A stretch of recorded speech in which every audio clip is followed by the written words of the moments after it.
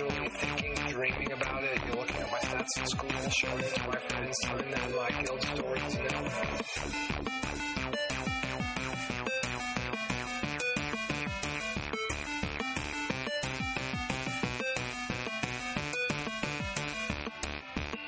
Well, virtual reality, you can be who you want to be, and you can be where you want to be, and with whom you want to be.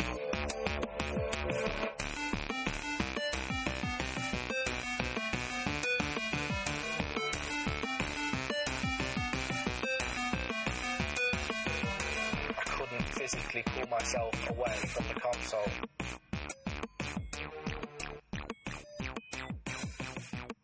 Okay, we're away. Yeah. So Here we are.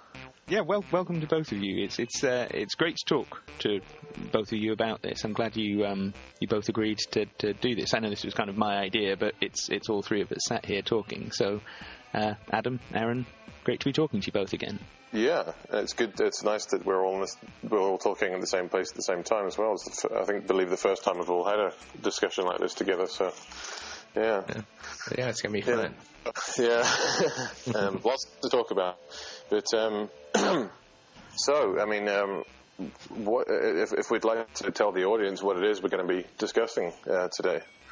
Well, okay. I mean, this all kicked off because I initially suggested doing a roundtable discussion, and it was all about this story about the British film director Duncan Jones, also known as Zowie Bowie, or Zoe Bowie, David Bowie's son, who has recently signed on to make a film version of the computer game World of Warcraft. And we kind of were bouncing emails back and forth about computer games, films, associated stuff, and so we thought, let's just have a roundtable discussion and invite everyone else in on this. Mm-hmm. Yeah, absolutely. I mean, there's so much to talk about. I mean, I personally haven't played a lot of video games personally, but I've done a fair bit of research into video games, in the background of video games, things like that. I mean, I think you guys would probably... Tom, I think you said that there was a game that you were quite into for a while. I am a bit of a gamer, or at least I have been in the past. Right. Gamer, to be honest, as an adolescent. I certainly... had games consoles and played computer games a fair bit. Wasted, a reasonable amount of my teenage years doing that. Yeah, I'm in that same boat, but I'd say I was even younger. I'd say like middle school to high school age. I was into video games pretty heavy. Right.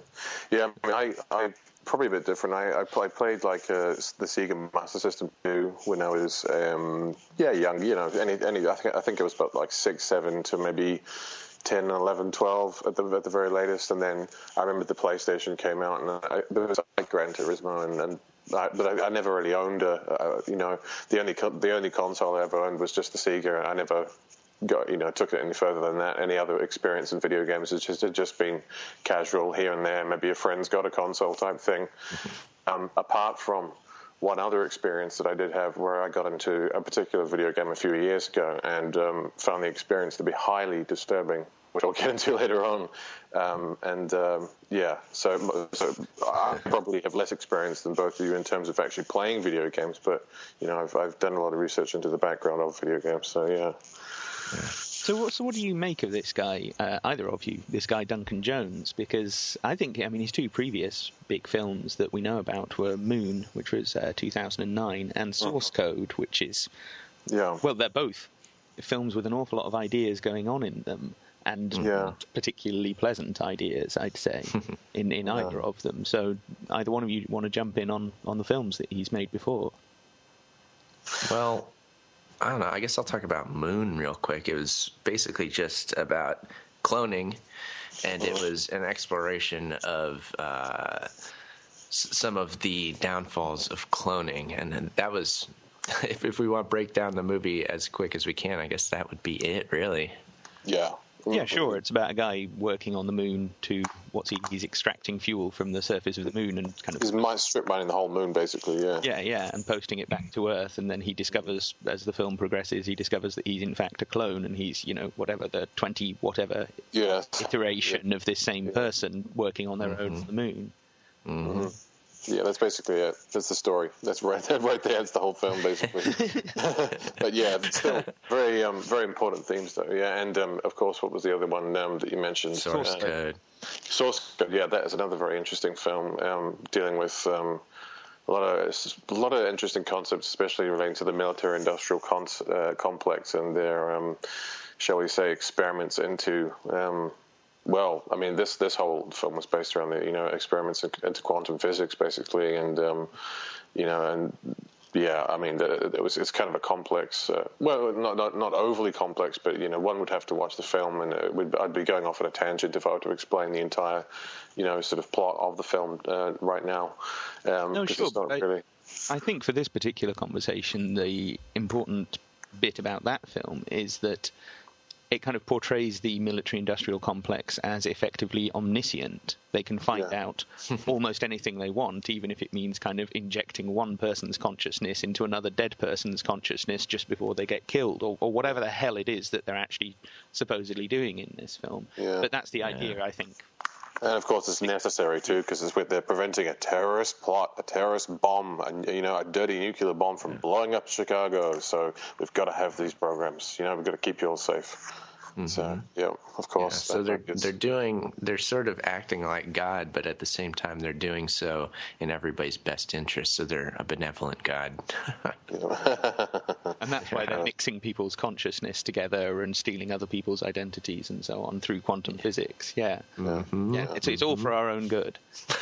Yeah, it's all for our own good, of course. Everything's always for our own good, including video games, apparently. Because if you actually do, if you do a Google search, for example, say just take some keywords like video games, mental health, depression, addiction, things like that. If you just do sort of random Google search and search on those sort of key combinations of words, and basically looking at the negative impacts of video games, what you'll find is just basically a whole bunch of studies that talk about how great video games are and how video games can help you, and video games have been helping to treat everything from troops suffering from post-traumatic stress disorder to people with attention deficit disorder, which is completely seems counterintuitive because I think video games are more responsible for causing... increase that? Yeah. But basically the impression one would get if one was to do a Google search, on these types of subjects is that, basically video games are actually quite good for you psychologically. Yeah, I know exactly what you're talking about. I've come across these things. Yeah, and then the general idea is that, yes, they're good. They're not bad, and it's, you would think buried in there somewhere, or at least it should actually be on the top, that we'd have an issue with video games causing problems with addiction, because clearly they are very addictive. I think as computer games have got more sophisticated, as the environments that people are playing in have become more sophisticated and more immersive, and you can do more things in them, that has only made them more and more addictive, because they provide you with sort of even more than just, you're not just kind of playing football on a football pitch or basketball or whatever, skating around or something. You're, in effect, living an entire life within the game. And this is particularly true, as you were telling me, with World of Warcraft, which is not a game I'm particularly familiar with, but I've kind of been learning a bit about it as we've been chatting about it. So yeah, I think the fact that this guy Duncan Jones is making a film about this doesn't strike me as a coincidence, shall we say? Yeah, that's yeah. I mean, it's a worldwide phenomenon, the whole World of Warcraft thing. And as I said before, I've never personally played it myself, although I have seen other people play it, and I've seen the addictive effects and the consequences of addiction on people that I've known, and it's been quite scary, actually. I've seen people quit their jobs, become, start eating, way too much and becoming really unhealthy to the point of hospitalization, and complete depression, complete social isolation, I mean, it's always, of course, whenever the media does any type of focus on World of Warcraft and stuff, they predominantly at least tend to focus on all the positive aspects and how, oh, look at this couple, they met through World of Warcraft and ended up getting married, and and look at all these happy people at the gaming convention centers, and they're all playing together and they're all meeting people who they've known online for years, and they feel as if they're closer they're closer to these people than they are to their family, and look at all the great things that World of Warcraft has done for people on a social level. That tends to be the predominant conclusion that's drawn from so many of these media articles and documentaries and whatnot, and it sort of ties back to what I was saying before about if someone were to do a Google search on the different studies that have been done on the psychological effect of video games, they're predominantly presented as being positive. They're predominantly be presented as being something that's good for you, basically good for your brain, good for your relationships, good for you socially, good for you, in so many other ways. So, yeah. It's funny you're saying that if you really get into the World of Warcraft and you become addictive, you become socially isolated. But the argument against that and for World of Warcraft being good would be, hey, look, it's an online community and people do interact with each other. They can chat and you're actually interacting with the other players. So it does a good job of simulating a real life social environment, and it becomes an alternative to a real life social environment. And people, for whatever reason, like the addictive quality of video games added onto that, it becomes better for certain people, and that's why they end up spending all their time in that. Yeah, I mean, I think, though, the important question that's always running through my mind with that one is which is cause and which is effect. Is it that the person was tending towards social isolation and therefore looking for some other social platform to be a part of, and therefore turned to World of Warcraft or Facebook or one of the other slightly more, shall we say, basic forms of online communities? Or is it that because they got involved with that, they became more socially isolated? And I think it will tend to be, not always, but it will tend to be people who were already somewhat isolated, somewhat socially dysfunctional, or just not that good at, socializing with other people, and therefore they were looking for another forum. And because they found this one, and because in this they could kind of pretend that they were whatever they wanted to be, and they could tell anyone else anything that they wanted them to hear, that's much easier.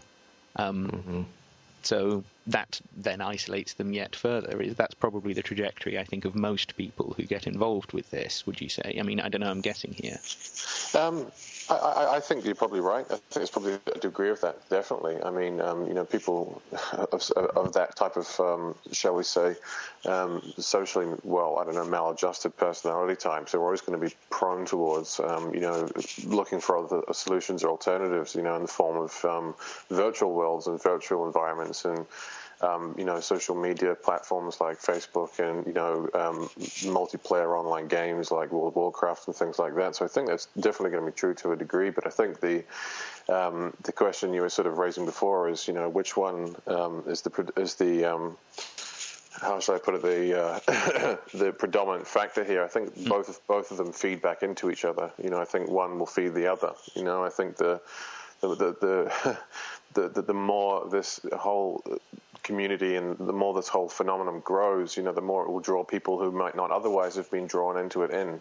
So that's what the hope is too for virtual worlds, just in general. That all the promoters for them, the Carswells, the Matteo Kekus, all these guys, they're like, oh yeah, everybody's just gonna be living in these things in 20 years' time. So, of course we can analyze who's using them now, and it's sort of a more extreme sort of person, I guess we'll just say. But the idea is for everybody to be in these things.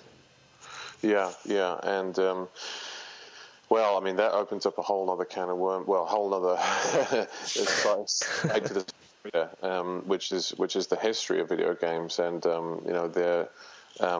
tie into the whole military-industrial intelligence complex, and there are so many different references and facts to look at in that area. But I think it would probably be good to look at those later on, in the conversation, because it'd be nice to discuss the social phenomenon, or to look at this as a social phenomenon, at least in the earlier parts of the discussion, and why it's become so popular, and what types of effects it's having on the society around us.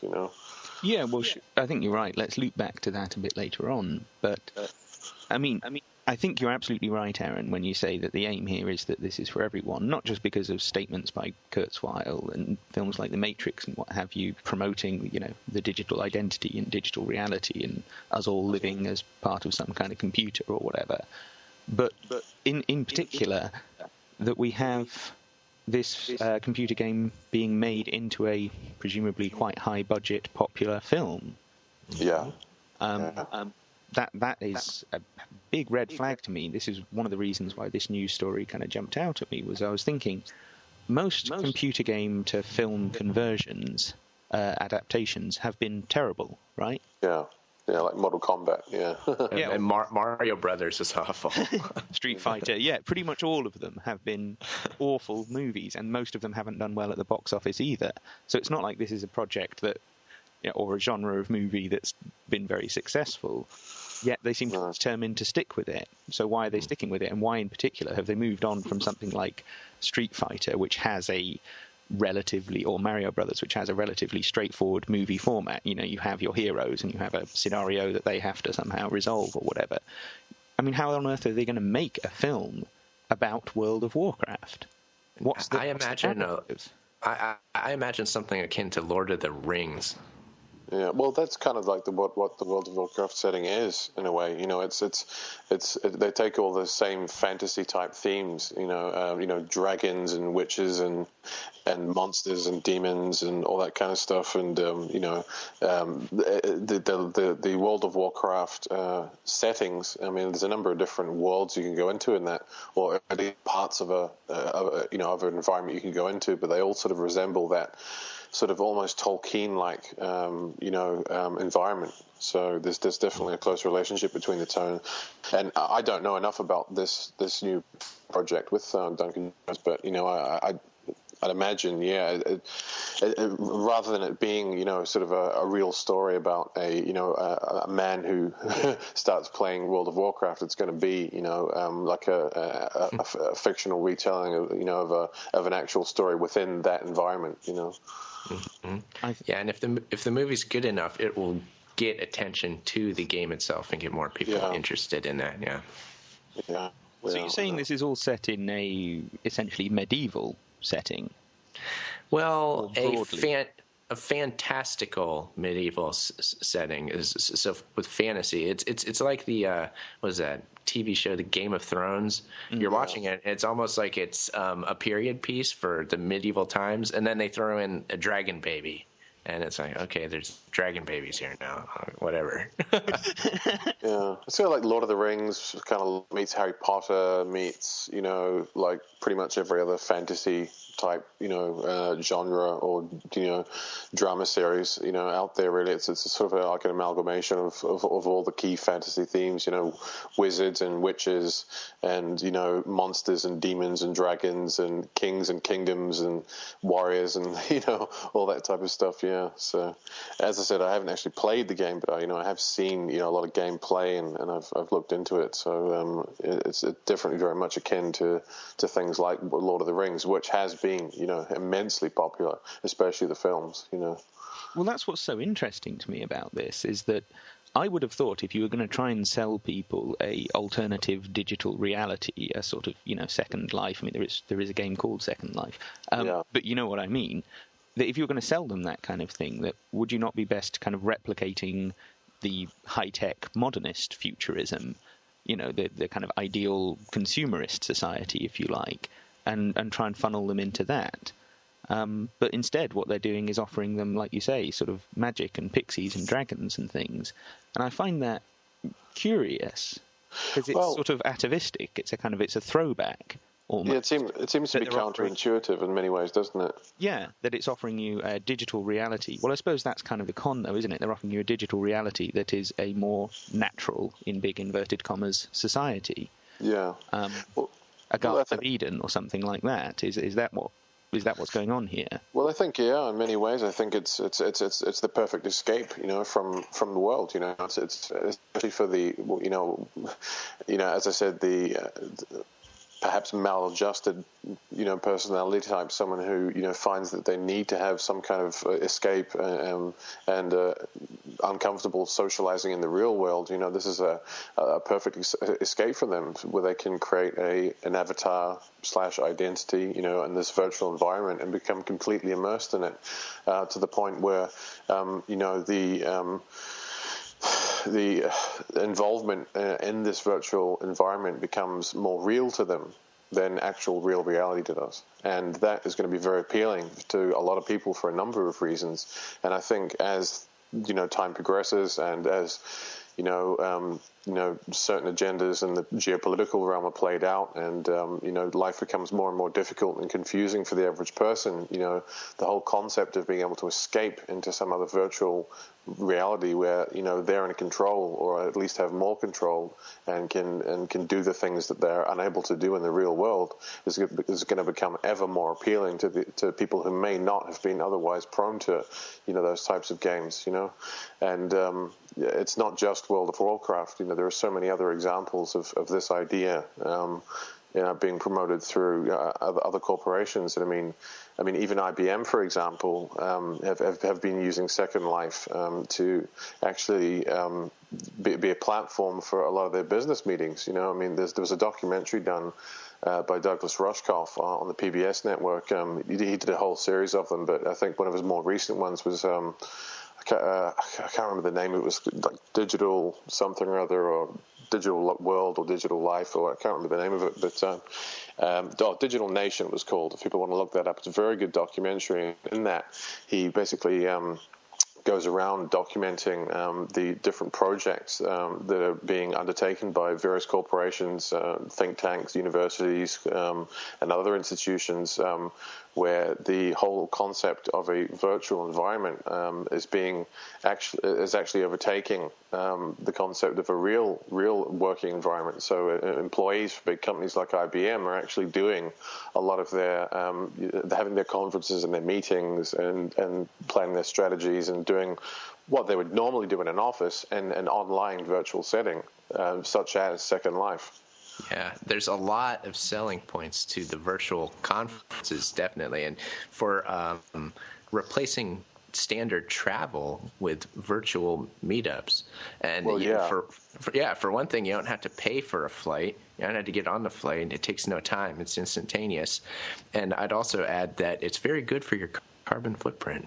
That's just what I was thinking when you said that.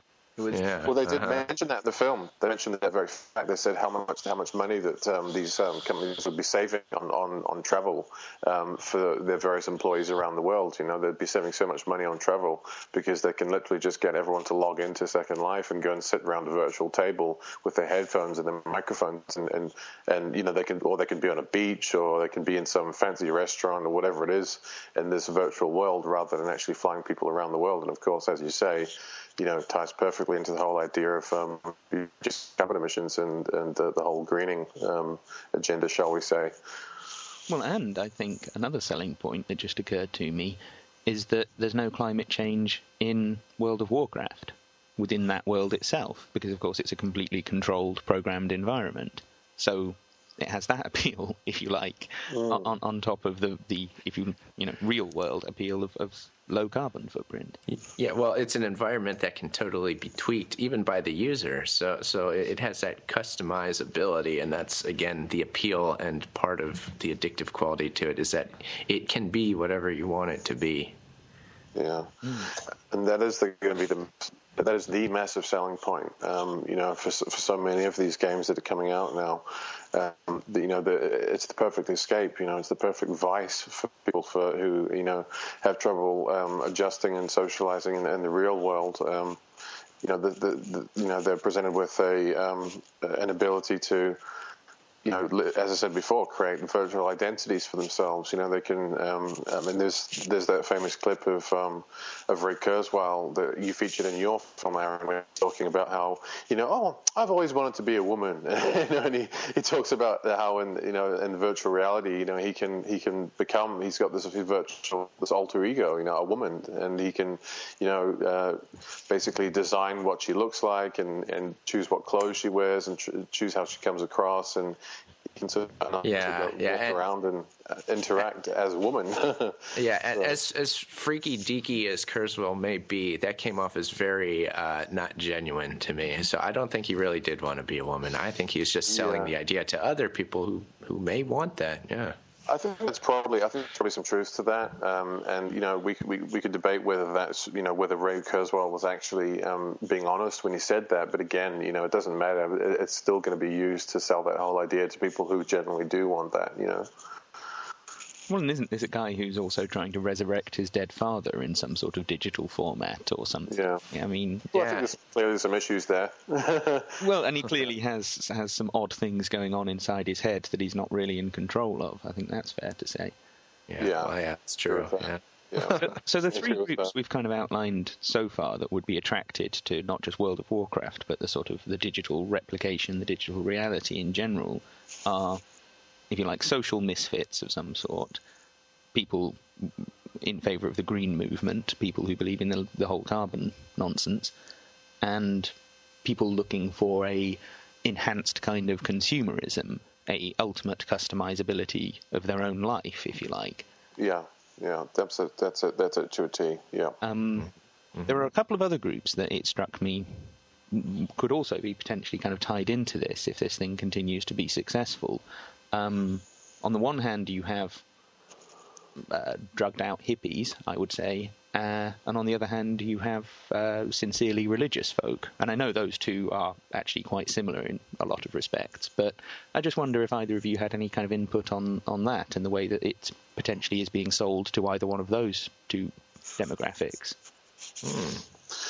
No, I hadn't really considered that particular aspect of it because, I guess, in terms of religious people, the only kind of connection I've seen between, people who have very strong religious views and the whole concept of virtual environments and gaming and all that stuff is mainly been in a military context where you've got these patriotic, sort of almost Bible Belt type Americans who are basically raised on, first-person shooter video games and thus become recruited by the military because they've been, basically raised to, fire without thinking, to push a button and to kill, a target or an object without thinking. And that, again, is brought out very well in the film that I referenced earlier, Digital Nation by Douglas Rushkoff, where he actually interviews one of these drone pilots and based out of one of the military bases in Nevada, and they were basically talking about how was he worried that perhaps this disconnect between him and the actual business end of what he was doing in terms of him being based in America yet flying a drone that's actually flying around in Afghanistan or Iraq and killing people. They sort of asked him, do you ever feel worried or anxious or guilty about the fact that you may have been responsible for the deaths of innocent people, having been so disconnected from what you're actually doing?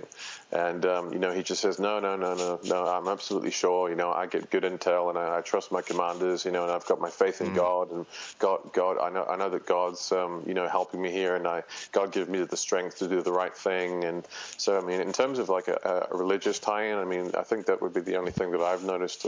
But there could be plenty of other angles to take on that. Did you have any input on that one, Aaron Bill? No, not on the religious aspect. I guess with the sort of hippie or even drug culture, I'll just say that video games can have a psychedelic quality, and the concept of a virtual reality is very psychedelic in its nature. It wouldn't surprise me that the same crowd that sort of promoted drug use would kind of jump in on this too. Yeah, that I think that's to be expected, or at least something to kind of keep an eye out for, because I've not really seen that yet, but I kind of have a feeling it might be coming. And I mean, for me, the most obvious connection is the rise in certainly American teen TV and teen movies of the kind of stoner character, the stoner. Yeah. You see this. There's a pair of them called Badger and Skinny Pete in Breaking Bad. Oh yeah, and they are basically guys who sit around taking drugs and playing computer games. That's what they're doing, just kind of wasting their lives away doing that. And I think there is just a straightforward correlation there between people who are kind of listless and bored and uninspired in their lives, and so they, whatever, sit around smoking drugs or something. And what's the easiest entertainment that's available? Well, it's the happy buttons plugged into the PlayStation. So that's actually that's a very good, very pertinent observation, because that's, I mean, I guess I didn't really think about it in terms of the drug-happy culture, but at the same time, you know, I definitely noticed it in my own life, in my own experiences and observations, in terms of talking to most. It seems to me that at least, you know, maybe it's not like this everywhere, but, you know, so many people I've met, especially, you know, well, mostly males between the age of, shall we say, anywhere between about 12 and 40.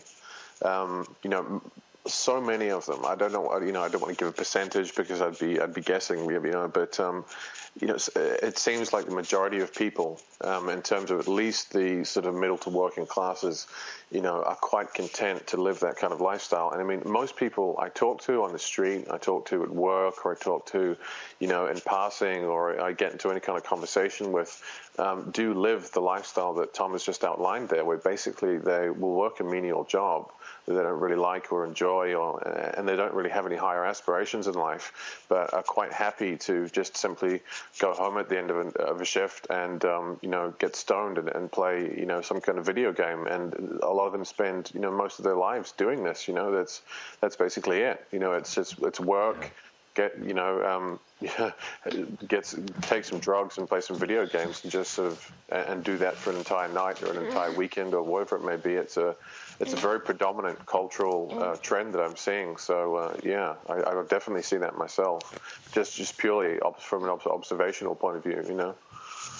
Yeah, no doubt about it. It's staggering to me just how normal this sort of behavior is, and just how prevalent drug use is. That's just been a thing throughout my life that I've been kind of surprised by. I'm like, man, almost everybody is addicted to some sort of substance or another. It's crazy, but games are just another substance, but they're not labeled as such, and it's flying under the radar now. But they're certainly, I think they're just as addictive as actual substances, and all they are is interactive environments, and they're seemingly completely separate from you, but they're not separate from you because of the way that they interact with you psychologically. Yeah. So I think it's a lack of understanding of what the psyche and what consciousness and all that actually is that gets us into the problem of defining this as a real addictive substance, even though it's not substance, you know. Yeah. I think you're absolutely right. And this ties back in with one of the little notes that I jotted down before this conversation, which I wanted to ask you about, and that was whether or not Facebook is a gateway drug for World of Warcraft and such like. I think Facebook is a gateway drug for just about everything in terms of the digital world and the whole concept of virtual reality. You know, to put it bluntly, really. I think. I mean, if you look at, you know, the rise of Facebook. I mean, basically, first you had a few of these smaller social platforms, like you had Bebo, and then MySpace was a bit more popular.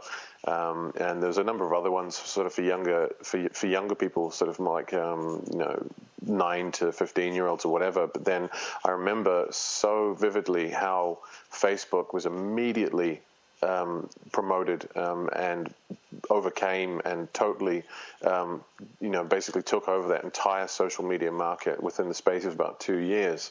And of course, we later found out a year or two later that this was because they'd received approximately $14 million in financing from a CIA front company.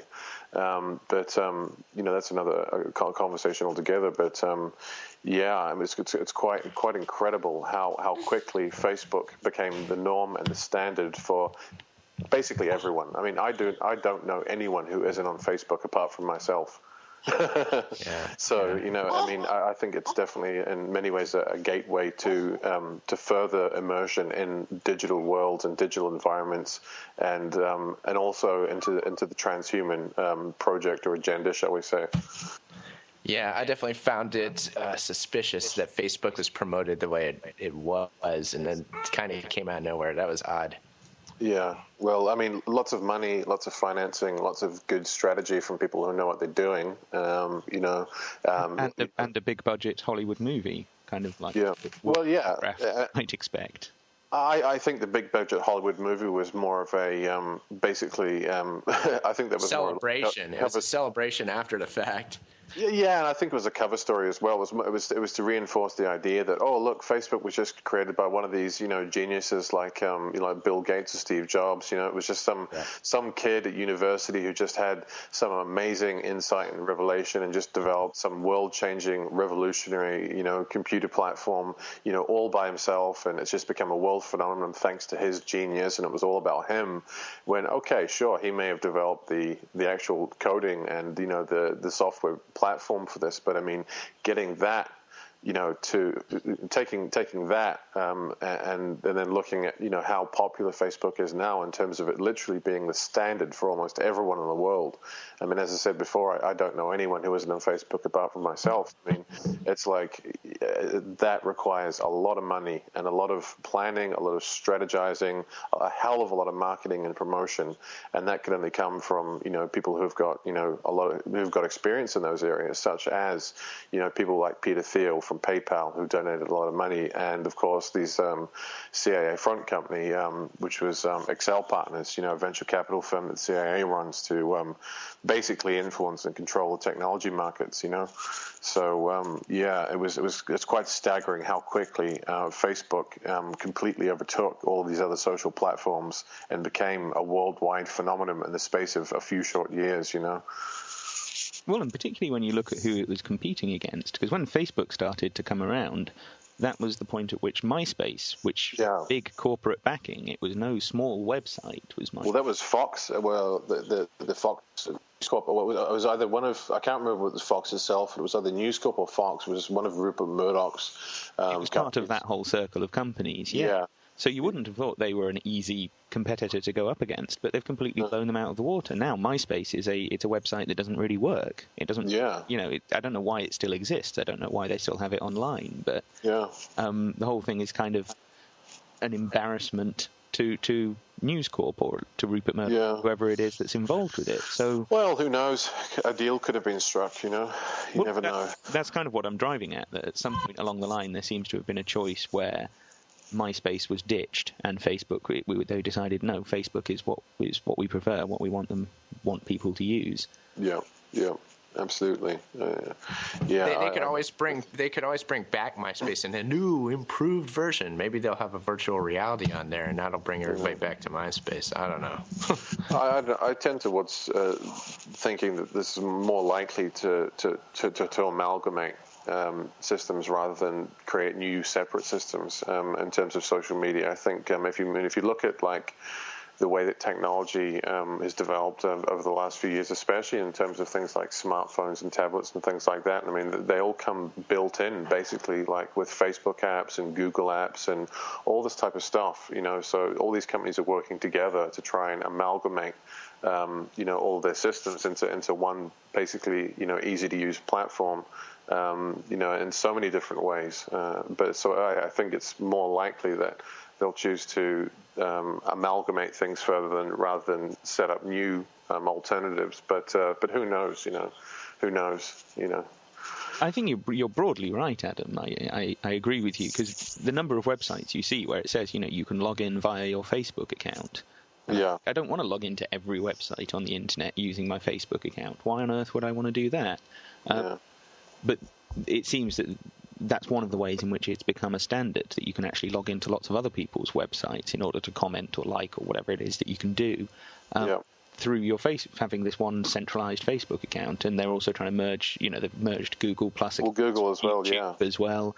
And so you see all that. But the flip side of it is exactly what we were just discussing, that a few years ago we would have said that about MySpace, and then along came Facebook, which was a competitor. It was something different, if you like. Yeah. So we don't know. I'm saying, I know it's broadly heading in that direction, but you never know. So people love the next big thing, and they like being a part of it. I can see big time with the whole Instagram thing. So I'm not sure if you're up on this, but Facebook seems to be being pushed out by Instagram, or at least people think it is. And people just seem to love replacing the old thing with the next new thing, and that lends itself to being able to easily introduce new ideas and new platforms, and be it a virtual reality platform, that would certainly be the next new thing, and it would be easy to introduce because people want the next new thing. Yeah. Yeah. I mean, I haven't used Instagram. I don't know a hell of a lot about it, but I have heard of it, and I'm hearing it constantly being referenced by people in terms of social media. And yeah, I mean, people are always obsessed with the new thing. I mean, it's like, I talk to so many people, always promoting whatever the latest thing is. Like, you had that Google Wave thing a couple of years ago.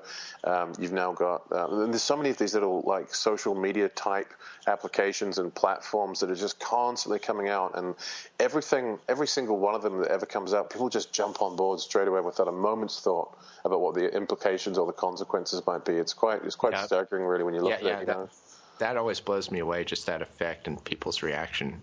Yeah. I mean, everyone. I mean, literally, like, as soon as, Google or Facebook or YouTube or whatever, or Instagram or whatever the platform or the company may be, as soon as they release some new function, some new app or some new kind of social media platform or some way of, some sort of social media based, system, or, basically most of them are just novelties, really. They're just sort of, altered versions of what already exists. But, as soon as one of those is released, it's like everyone's inviting you to them, and, everyone's on them, and everyone's talking about how great it is and how convenient it is, and how, it saved them time on this, and how now we can do this and we can do that, but we couldn't do it before. And it's quite, as I said before, it is quite amazing how pretty much, as I said before with Facebook, it's like basically everyone I know will just, literally sign up for these things and go along with them and, start using them as the moment they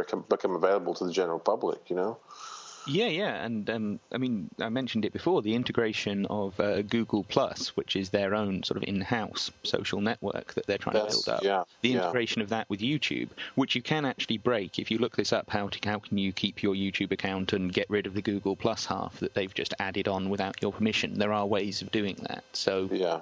But it it doesn't even work very well, because now all the comments and everything, all the things that you would normally just get under your YouTube account is now been transferred over to your Google Plus account that you never even asked for. So now when someone comments on one of your videos, it sort of appears in your Google Plus alerts or something, and I'm just I never wanted any of this. I was perfectly happy with being able to log into YouTube and click on comments and read the comments. I was fine with that. There was no need for any of this, but clearly they wanted to integrate those, and they're trying to turn the whole thing into a social media platform rather than a video sharing website. So absolutely, yeah, I can see that.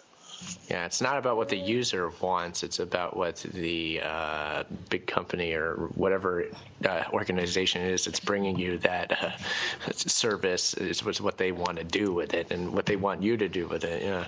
Yeah, which is basically give up more and more and more and more of your personal information and aggregate it, and then aggregate as much of that information for them as rather than them having to aggregate it themselves. Well, of course, none of us paid for any of these services. None of us paid to use Facebook or YouTube or Skype or anything. They're all free at the point of use. They're all free, but what you're actually giving up, what you're actually paying, is, like you say, your privacy.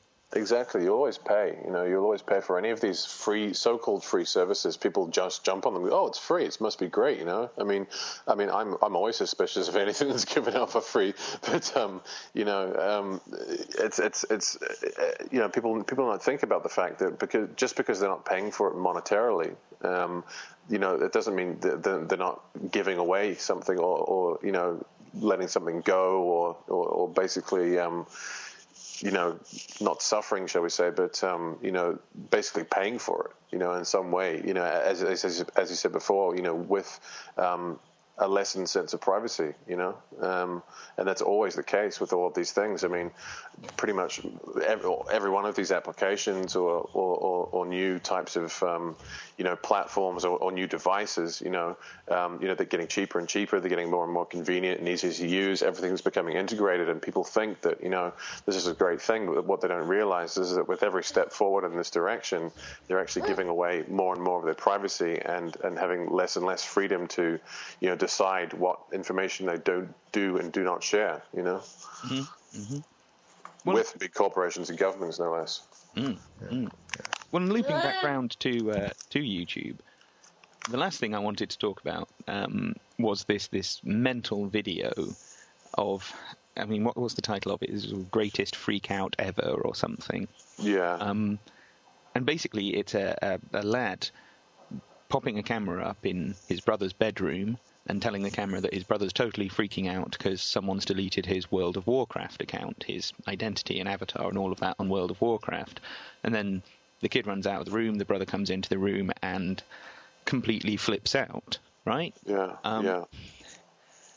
And I suppose, as we were just talking about, Adam, off air, is this thing real? I suppose my first question is do you feel that this is authentic or not? Well, I don't know. That's the thing. I mean, it could be, it could not be. It could have been staged. Some of the things that particular young man did in the video were very, very disturbing, and I begin to wonder whether something to that degree could have been staged. Would they have actually voluntarily gone and done some of the things that he did, especially the part towards the end of the clip where he's lying on the bed trying to basically insert a remote control up his rectum. I mean, that's pretty disturbing stuff, and one has to wonder whether that has been deliberately staged. But on the other hand, it's almost as if for me anyway, it's not so much whether that particular video itself was in fact real, but the concept of whether those types of things happen, which I'm sure they do, whether or not that video is real, I'm quite confident that these types of freakouts, do occur quite on a fairly regular basis with people. Because I've seen it in my own life with people I've known for example, I used to know a guy, he was in his 50s. He had a teenage daughter who was about 15, and she basically got addicted to Second Life to the point where she stopped going to school. She locked herself in her room. She refused to come out. Any attempt at communication, she'd become extremely angry and extremely emotional, very, very aggressive. She stopped eating, all that kind of stuff. She started stealing her parents' credit cards to buy things on Second Life, and it got to the point where she actually had to be taken to a hypnotherapist. So, I mean, whether or not that particular video on YouTube, which I'm sure a lot of people in the audience will have been familiar with, and it can be found, and I can't remember what the title is, but, whether or not that particular one is real, I mean, we know that this type of thing does go on. The fallout from being immersed in a virtual environment is quite staggering on the whole. It's definitely a real phenomenon, and one, as we said before, that gets played down and people tend to want to ignore it. I'm not sure why, but it's not recognized yet. And anytime it is recognized, it's in a comedic fashion. Even this video is kind of known as a comedy video and a funny video. Oh, did you see this latest funny video? Yeah. So it's always brought up as something funny. Yeah. I think you're absolutely right. I mean, I found that video, the first time I watched it, I thought it was authentic. I'll say that much. I'm less certain now, having watched some other videos in that series that are all based around the same family. I think some of those videos are certainly staged, but other ones seem more real. So it's hard to say. But when I first watched it, I did find it quite disturbing. I certainly didn't find it funny. No. And that, I think that ties right into the whole cultural desensitization phenomena that we're seeing, which I believe is maybe not primarily, but partly a result of video games, combined with basically Hollywood and the way Hollywood's going in terms of their output, where people are becoming completely desensitized to things that would otherwise be quite disturbing. I mean, if you look at so many of these videos on YouTube of people getting, of horrific things happening to people, like people getting caught in really bad accidents and being really, really badly hurt, or people, whatever it may be, people are actually getting to the point now where they're actually laughing and getting pleasure from watching other people suffer, real suffering, and that I think, ties right back to the whole concept again of desensitization. The individual's loss of their ability to basically differentiate between virtual environments and virtual worlds and the real world. So I think I think that really reflects a general social trend in many ways, and in terms of especially the younger generations, It's definitely been an online trend for a while, just these sites that have like the worst sort of violence and actual sexual content they'll throw on there too, and they'll mix the two together, and just any sort of extreme video you can think of is all popped onto one site. Yeah. And then for me, the problem becomes one of association. People start associating all these bizarre activities with one another, and they don't realize how they're warping their minds, but it absolutely does. No, sure. When you have the image of the sort of horrifically damaged body that's been run over by a train or something, and then next to that you have 10 world's sexiest cheerleaders or something. Yeah. And, and exactly. And they wonder why serial killers start carving up cheerleaders. I mean, the association is being made for people, whether they exactly or not. And they wonder why people, will go onto YouTube and see someone, or go on one of these video sites, and it's actually like, a real footage of someone being killed in a horrific manner, and they'll laugh. And I've seen this. I've seen people, I've actually witnessed people, in real time, people I used to know sitting down on a computer, they're saying, "Oh, check out this, it's hilarious," and it's like a 4-year-old child being, literally obliterated by a really fast train, like being smashed to pieces, and they're laughing. They're laughing. They think it's funny, Like Alex from Clockwork Orange.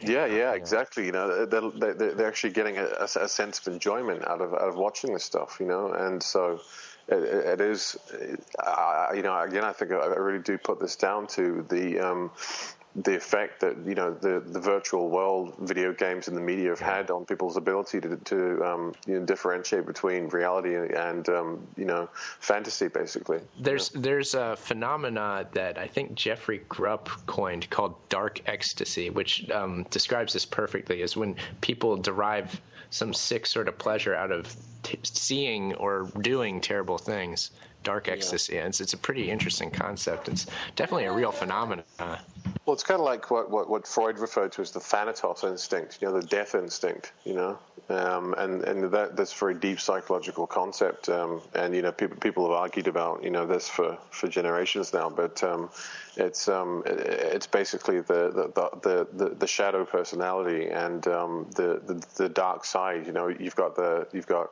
eros, the life instinct, and then you've got thanatos, the death instinct. So you've got these two polarizing sides of the person, or these two polar sides of the personality. One which has a drive toward life, towards regeneration, towards creation, towards beauty, towards positive things in general, nourishment, exactly, all the positive things, and then we have the shadow, which is that sort of part in the depths of our souls that's prone towards death and darkness and destruction, and exists within each of us, and I think that thanatos instinct, as Freud called it, is being brought out and trivialized at the same time as being exaggerated by all of this, all of this online content, especially video games and all of these, YouTube videos we've been talking about. Yeah, I think you're absolutely right. And to tie back in with what you were saying before, to me, it's fundamentally about divorcing people from their most natural emotions, because that's what you have to do in order to convince them that a digital life is better. Absolutely. You have to convince them that actually having less sensitivity towards other people, having less consideration for the world around you, having less sort of attachment to your own nature and to, like I say, the nature of the world around you. Yeah. That is all. That's all absolutely fundamental to getting people to accept and embrace the digital life. Absolutely, and we can see that in so many areas. We can see that in so many areas. If you look around at magazines and advertising, TVs, pop culture, films, music. I mean, that idea that you've just outlined there, and this whole decay of any sense of compassion for fellow man or for the society you live in, and concern for the future of people and of yourself. And I mean, this obviously doesn't apply to everyone, but we can definitely see that. It's definitely there. It's and again, it's quite a scary phenomenon when you really think about it and look at it. Yeah, the surprising thing to me is that all this keeps flying under the radar and that nobody talks about it. It blows my. I don't understand that. It doesn't make any sense. I think it's because really, and I think we'll get into this maybe in the second part of the discussion, is because this is part of what I believe, and I think what you'd both probably agree to some level at least, would to be a larger agenda to, like as Tom says, embrace this new digital reality and to embrace a lifestyle and an existence that is far more digital and surreal and fantastical and sort of base in many ways as well than real reality, and so any argument or any kind of data or statistics that would seem to suggest that this type of content is damaging, addictive, mentally unhealthy, or whatever it may be in some way, is going to be minimized by big interests who would rather push the idea that this stuff is healthy for you. And that goes right back to what I said at the beginning of the conversation, where if you Google for studies on the effects of things like video games on mental health and video game addiction and things like that, most of the papers that have come up, at least initially in the first couple of pages of your Google search, are basically papers that conclude that video games are healthy for you, that they're good for you, that they could increase your intellectual capacity, that they can de-stress you, that they could be used for so many different psychological and emotional applications. So I think the question that they're never really asking is, are these people who are using computer games and digital life as some sort of medical practice? The question that's never asked is, are they actually just taking vulnerable people and feeding them into the machine? Whether they realize it or not, I think that is what they're actually doing. I think so. Yeah, I think so. And I mean, as I said, I think I mentioned this briefly earlier on. I mean, the military. One of the many ways in which the military has been developing and doing research and studies into this area of games and virtual environments has been the treatment of soldiers for post-traumatic stress disorder. And again, that's always been promoted as being, wow, it's a way that you can heal someone. We can take these patients through a series of online sort of simulations or exercises that will basically begin to desensitize them to certain stimuli, and thus basically begin to inhibit the symptoms of PTSD, by sort of creating a disconnect between the real experiences and the real memories they've had, and the virtual treatment programs they go through, so that the memory is actually transformed into something that may or may not have happened. It's transformed into a sort of a fantasy virtual thing in their head. It's kind of hard to describe, but again, it's very dreamlike. It's like they're designing dreams. Yeah. So surrealistic. Yeah, definitely. Well, and what that then reminds me of is a little bit in source code, which we were talking about at the top of the show, where you have this traumatized, effectively dead soldier who is being experimented on, and his handler, the female soldier who's sort of talking to him, she walks him through a series of mental puzzles in order to kind of rejig his mind and get him back on mission. And she does this repeatedly throughout the film. And that's very, very similar to what it just struck me as very similar to what you were describing, Adam. Yeah, that's right. Yeah, that's exactly it. Yeah. I mean, there are some sort of studies that have been done into the negative effects of games upon mental health and upon people's psychology, their emotions, and their relationships and things like that. But they're so few and far between compared to all the studies that say, oh, video games are great, and so that ties back to the whole idea of it being a bigger agenda to familiarize and normalize the concept of virtual worlds and video games and virtual realities, and making people become to accept them more than they otherwise would. But there's a few. I mean, there's a project called like the Daedalus Project that was run by, I think, an ex-gamer who did a number of different studies on all types of things. And people can go to that at it's www.nickyee.com /Daedalus. And basically, there's a whole bunch of polls and research papers and sort of opinion pieces on it's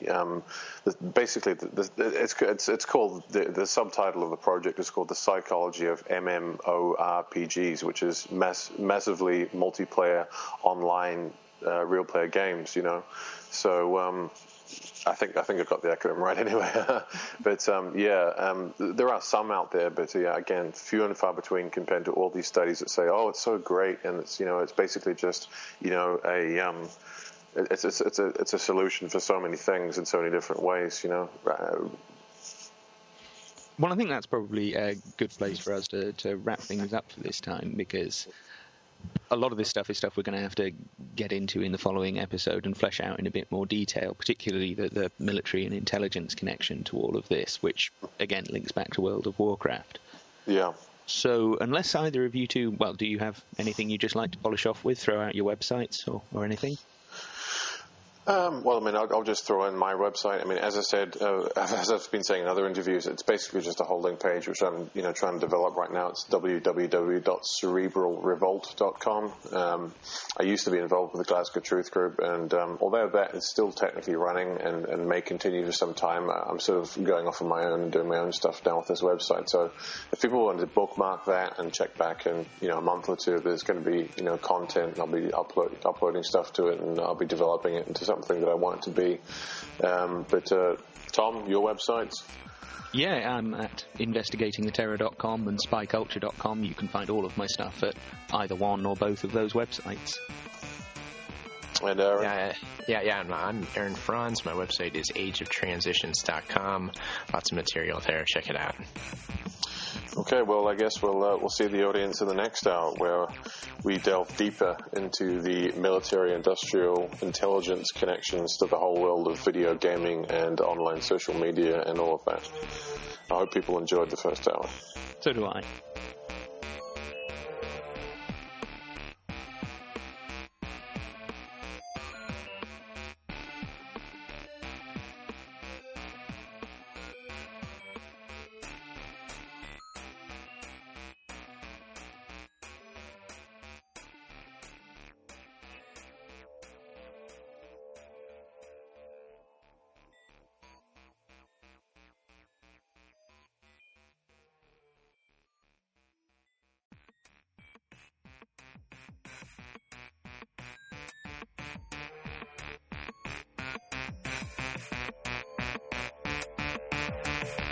As much as I can all the time, and if I'm not playing, I'm usually thinking, dreaming about it, looking at my stats in school, showing it to my friends, telling them my guild stories,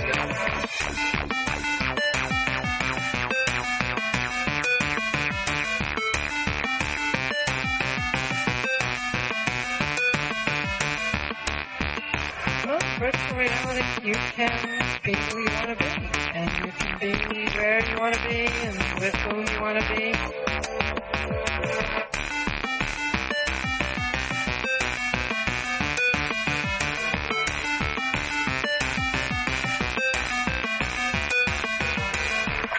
Physically pull myself away from the console.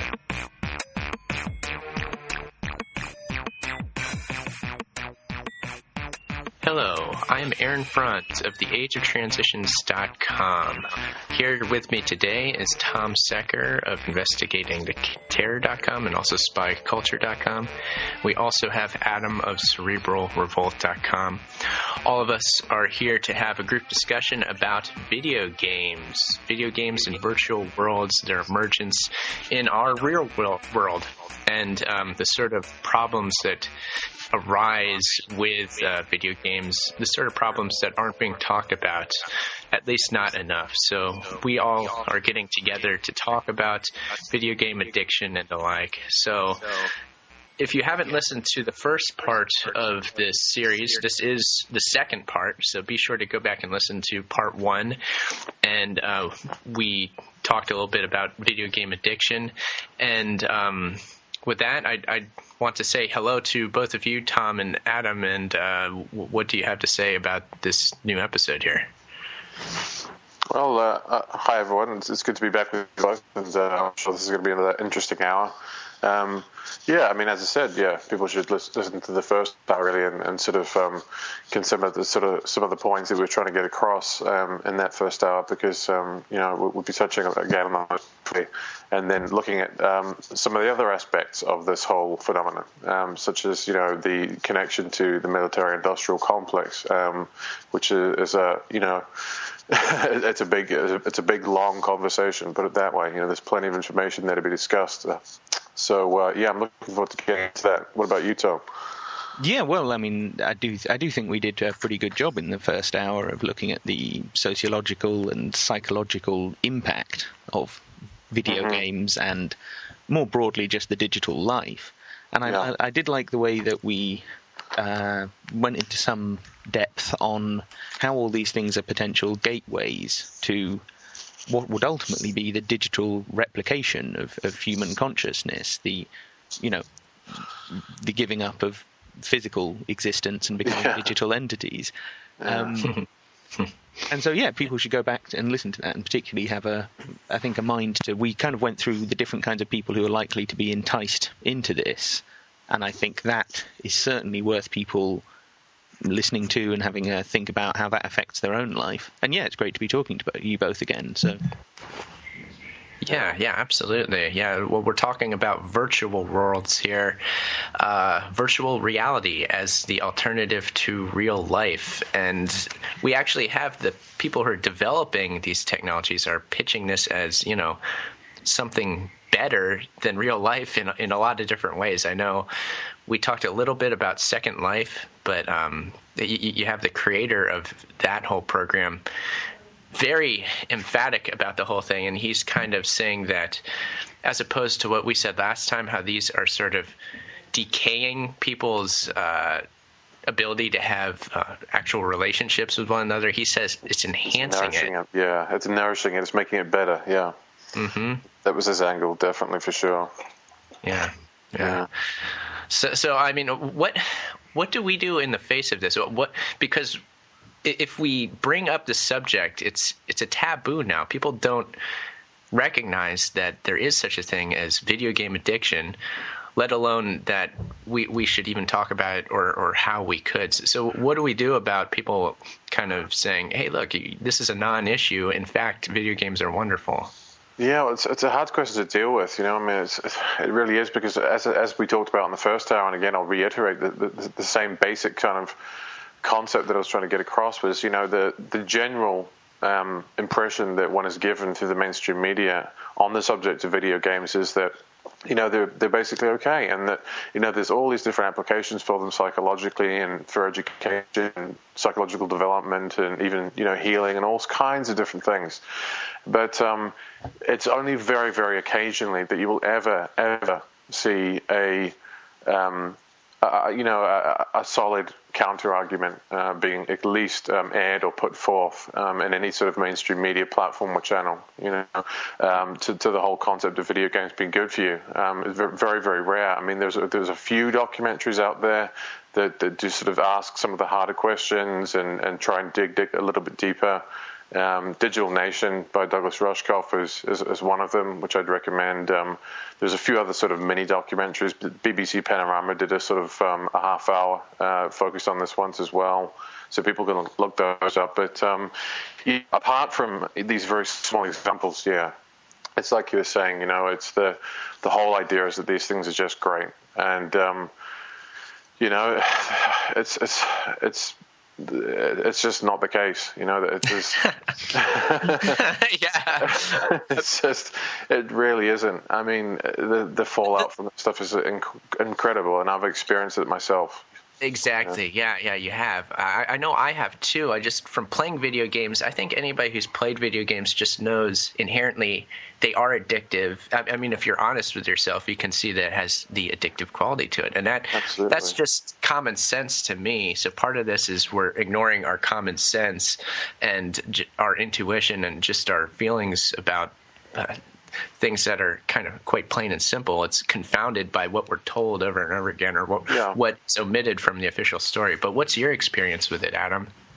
Well, as I said in the previous, I had sort of, like a basic Sega console when I was young, and I pretty much grew out of all that stuff by the time I was about maybe 10, 12, at the latest, and that was really it. But then again, about, I don't know, maybe I think between 3, 4, maybe 5 years ago, I was flatting with somebody who was a really avid gamer. He had all the the full, like, every console that was out there, and big television and home stereo system and all the rest of it, and home cinema, the whole deal, and stacks of games and everything. And I didn't really have much interest in it, but to be honest, there was one situation where I got around to, playing just one of the free demo games, I think, that comes with the Xbox 360, which is called Trials, and it's basically a fairly simple game. It's basically, you're just maneuvering like a motorcycle through these, obstacles and doing jumps and, trying to get your time as low as it can be. And, it's kind of like a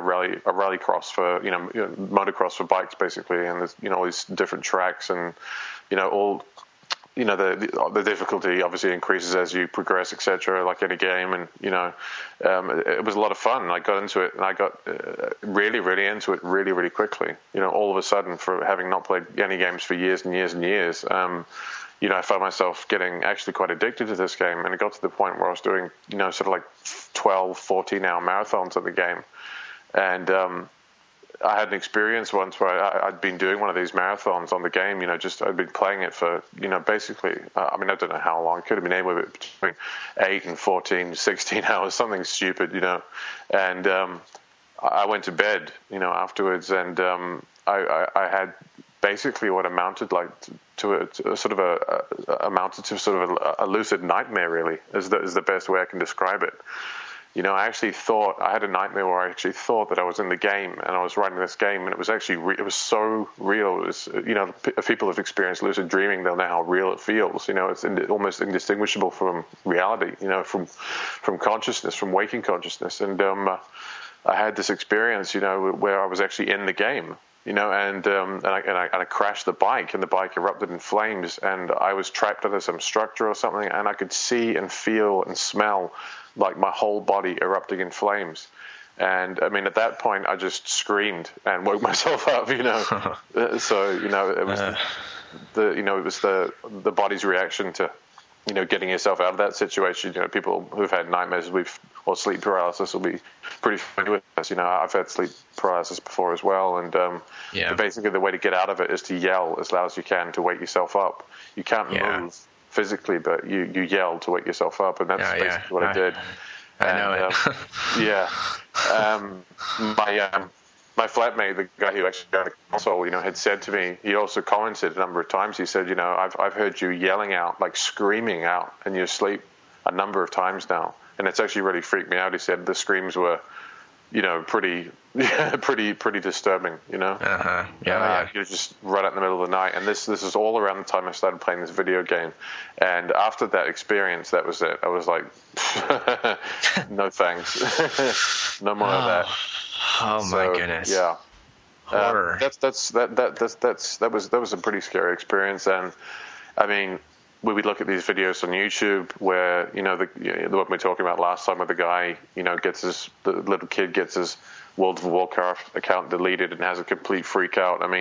Whether that is true, that video itself is real or not, it doesn't matter, because this stuff is going on. It really is. I've experienced it myself just from being into a game for a few weeks. And imagine the impact it's having on people who are playing this stuff year in, year out, like literally their whole lives as they grow up, And some of these documentaries I mentioned before, you can see clips on YouTube. There's tons of them actually. Obviously, they're not mainstream media clips, but you will see these little sort of mini focuses, or maybe sort of like a local TV station doing a focus on some kid who's just totally lost his mind altogether from playing video games. Literally, he's totally lost the plot. He's not in reality anymore. He's not a natural, normal, functional human being. You're absolutely right, Adam. And I did watch some of those clips that you sent round. You sent round links to. Excuse me. But one thing I did notice is that in all of these news clips, and particularly in the BBC Panorama documentary, is that this was often being framed not in terms of what I thought was the most profound impact on these people's lives, which is that they were becoming socially alienated and socially incapable, but it was that their grades were suffering, their education was suffering, exactly. They weren't getting on in their education and their career and their the life narrative that they were supposed to have. And the focus wasn't really on the fact that none of them had girlfriends, none of them had any interest in finding a girlfriend, none of them were really developing the friendships that they already had. I mean, that was what they were really losing, I think. Yeah. Whereas, of course, it was all, they weren't getting the grades that they were last semester. And I'm kind of like, well, I can kind of see why, if that's what people are being told, that, that's what you're sacrificing by doing this. They'd just think, oh, well, what the hell? I'm not sacrificing that much. Whereas you emphasize to people that what they're really sacrificing, what they're really losing, I think you'd get through to more people. And I think these pieces would have more impact and more effect. I mean, what do you think? I totally agree, absolutely, and it's a shame that there isn't more of it around in terms of mainstream coverage. That actually do ask some of these more profound psychological and social questions regarding the impact of video games, especially on developing people. People who are in their formative years, basically, whether that be from age 5, age 5 to 20, age 5 to 25. 30, whatever you want to call formative years, it's having an impact on you the whole time. So, I mean, I think that's probably deliberately spun that way, though. I mean, especially with the BBC, the whole narrative here, as we discussed, is basically to present video games as being a positive thing. And so, if you're gonna critique them, then make sure you critique them in such a way that you can. It's not going to do the long-term agenda any damage. It's like, okay, well, it's causing some issues with grades, but so what we'll need to do is just improve the video games and make them a bit different, make them less addictive and more educational, and that's that problem solved. Rather than any fundamental rethink of what's going on. Exactly. Yeah. I think that's probably the angle that I'll probably playing there on that one. You're absolutely right about the formative years and kids playing these things, and it does shape who they will be. And me, being a father, I look at things in a different way, and I see these pieces, and it makes me think, okay, what's my son like? How's this going to affect him? Because obviously it will. With virtual worlds, video games, and all that, it's just going to be something that I'm going to have to deal with, that he's going to have to deal with, because even now he's not even a year old, but if he gets a hold of a tablet or a cell phone, his face lights up. It really does. Yeah. I mean, you should see it. It's amazing. It's like, oh my goodness, this is like the look of pure joy on his face, and then he starts touching the screen and moving it, and he knows what he's doing. So I mean, obviously. It's something that we all have to deal with now. Just the way computers looked 10 years ago, the average operating system, be it Microsoft or Mac, and then look like an iPad or an iPhone works. It's almost like a kid's toy. It's got big, flashy, big, colorful buttons. That you can just swipe. It is. It's a kid's toy. Absolutely. It's like a toy. It's like a kid's toy. And so it's going to be so. I mean, and there's a bit of a bit of childhood in all of us, so to speak, and so we all, feel sort of attracted and fascinated by these things to a degree. But I mean, especially for kids, the stuff that Apple's been putting out, and the whole touchscreen technology, and all the simplicity of it all, and the sort of the moving things around with your fingers, and I mean that is absolutely perfect for kids, absolutely perfect. And there are also educational initiatives to bring tablets and all these things into the educational process. I mean, this is something that's literally happening. It's It's like government initiatives that are, and as adults, it's easy to lose track of that sort of thing, I think. Well, it's because I think I just remember growing up, just the whole consensus, whether it be in the media or whether it be family members or people you spoke to on the street or whatever, the whole consensus was that, computers are great for education, computers are great for, teaching kids, and kids have got to have computers these days, and, you've got to get your kid a laptop so they can, learn on the internet and do they were definitely promoted very heavily as educational tools and must-haves. For people when the personal computing era started in the mainstream, It's even more so today. Absolutely, more so. It's even more so. It's just growing, especially with the release of all these touchscreen technologies and especially the stuff that Apple puts out. Don't get me wrong, I use that stuff as well, but I mean it's you can see it's you can see how the sort of the simplification and the reduction of the operating system and the way it functions down to its most basic sort of sensory level in terms of touching boxes and moving them around with your hands has been designed to draw a younger and younger generation into the world of computing and virtual environments and games and the whole thing. Now we're talking about the sort of human-centered interface. What are your thoughts on this, Tom, the interface changing like that? Well, I think you're absolutely right that they've infantilized it. They've made it much more childlike and much more child-friendly. But also, I mean, I recently, as in literally a few days ago, got given a tablet as an early birthday present. And I have been kind of playing around with it and seeing what it's capable of.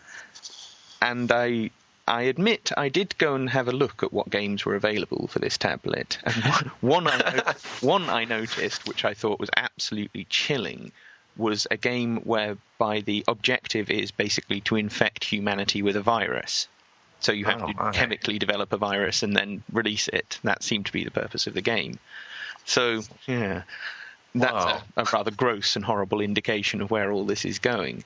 But and where it's come from too. And absolutely, in terms of a eugenicist angle. But the thing that particularly bothered me about the way the Android operating system works is that it has very little customizability.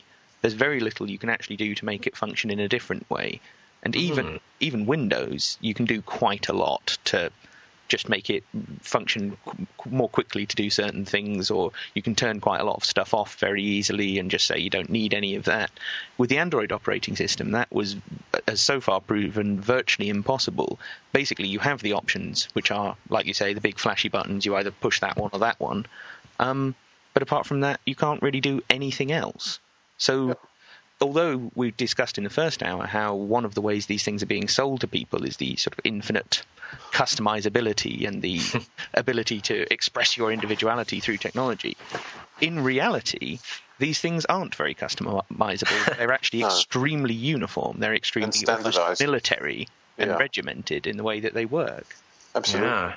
And that's for the integration of all the different applications and programs and, all the different, that ties, of course, into all the different surveillance programs and all the rest of it, I mean, obviously that's going to be the way it's going to go, considering, the objectives that, the military, industrial and corporate, whatever complex you want to call it, this whole Leviathan, that's behind video games, is going to want to happen. So, it's all integration, really.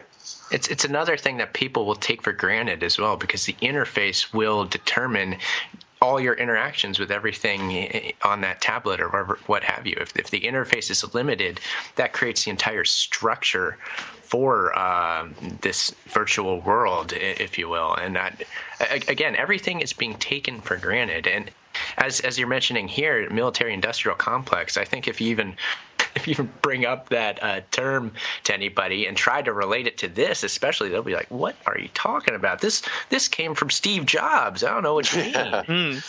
Yeah. What people don't realize, though, is the military are developing all kinds of different programs. They're basically giving funds out to the top universities and think tanks right across the states. A whole bunch of different programs running right from the 1960s in terms of how they could use technology, things like virtual environments, and sort of simulated situations to train soldiers, and basically through that series of experiments and research, R&D projects, basically the video game ended up being the game where you're pushing keys on a keyboard, or now it's joysticks and controls, but the whole concept of the single player or multiplayer video game was actually a result of long-term studies funded by the military into how they could train soldiers better, and so of course that now has become there's a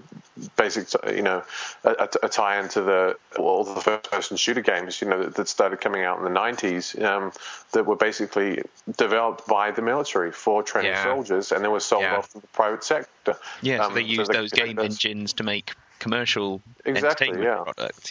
There you go. They're one and the same, really, the commercial and the military. And I have another little life story here too, if we want to hear it. I live here in Southern California, where the military-industrial complex thrives. There's many different, you got your Boeings, your Raytheons, and Northrop Grummans. Those buildings are just peppered all across LA County. And then you also have big game developers here too. So I know somebody who has worked at a game developer for, I won't say the specific one even, I don't think it's even matters really, but it's one of the games that is quite obviously a military game where, one of those games where you are a soldier, first-person shooter, massive multiplayer aspect to it too. So he would work on that game basically, and he told me that military officials would come into the office and that they'd kind of like check in and just like consult and things like that. So I mean, there it is. They do come in to the video game as part of the development. They come into the office. I think this is basically just the the residue of a long-standing relationship. I mean, there was a research paper done by a bunch of I think it was I'm sure it was a German couple or a German family. It was Renate and Rudi Hansel did a paper. I forgot the name of it, but they were basically, they basically studied, the links between the military-industrial complex, especially the army as well, and basically video game, companies. And there's one of the quotes I took down from the document. It was they basically were saying, during the 90s, the killing simulators employed for hand-to-hand combat in the U.S. Army and police were released by the Pentagon to be sold for private use on the public markets. As a consequence, the computer and video game industry that had cooperated with the Pentagon from the very beginning boomed. Since then, the so-called killer games have wreaked havoc among children and youths. So that's one of the few studies that actually, has gone into the actual real background of where these games have come from and what kind of effect they're having on, today's, population, especially the younger generation, the youth, Mm-hmm. Mm-hmm. Well, and I'd also, if you do find resistance with people saying, oh, no, this hasn't got anything to do with anything, this isn't real, this connection, I'd also point people at a first-person shooter that's actually made by the Army, by their own in-house software crew. Oh, yeah. Called America's Army, and you can download this for free. I haven't played it. I watched a couple of minutes of it on YouTube just to make sure it was the sort of game that we're talking about here. And it's a first-person strategic shooter, and it's all about glorifying the military. And this is used both for recruitment purposes and actually for training. It's used for both. Yeah. And even when I was kind of having a bit of a flick around reading about this, I found that there is actually a spin-off comic, like a graphic novel comic, that you can download that is based on this game and likewise is used for recruitment purposes and propaganda purposes. And I read the first issue of this today, and it's like the worst war film you've ever seen. It's so thin, disguised. It's not even disguised, it's just kind of openly propagandistic, and it's all about going into some country because there's some humanitarian disaster with some horrendous dictator with an Eastern European name that has to be taken out, blah blah blah blah blah. When I was reading about this, I came across an interview with someone from Comic-Con, the big comic conference, saying that there were representatives of the Department of Defense actually turning up there, promoting this thing and trying to, recruit computer nerds and recruit comics nerds as part of this whole process. And that, I think, is absolutely fascinating, because if you think, they're not the sort of people the military would normally be reaching out to. They're really not. They're the sorts of people who genuinely want to kind of hide away in their bedrooms playing computers their whole life. They're not going to join the army. Eating pizza and smoking cigarettes, and not getting any sleep. Guys who, if they went in the army, they'd just get pummeled. But instead, now we have them even reaching out to them, which I think is really crossing a threshold, culturally speaking, from, instead of recruiting the jocks, they're now recruiting the nerds as well, if you like. Well, I think part of that is probably just not even for perhaps actual physical military operations, but perhaps for more like intelligence related espionage and surveillance operations. Well, I mean drone piloting, for drone piloting, and of course even just simple things like that. The story that came out last week about how the Edward Snowden released documentation about the CIA, FBI, and NSA all infiltrating Second Life and World of Warcraft, A, to spy and surveil supposed terrorists who they believe to be communicating through these games, and B, to actually recruit insiders from the games to collect information and report back to them on them. Yeah, you know what's funny? This leads you to think the classic internet troll that leaves all those idiotic and terrible comments all over online.